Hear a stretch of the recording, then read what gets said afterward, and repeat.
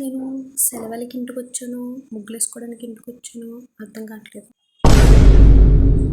రోజున పరిస్థితి.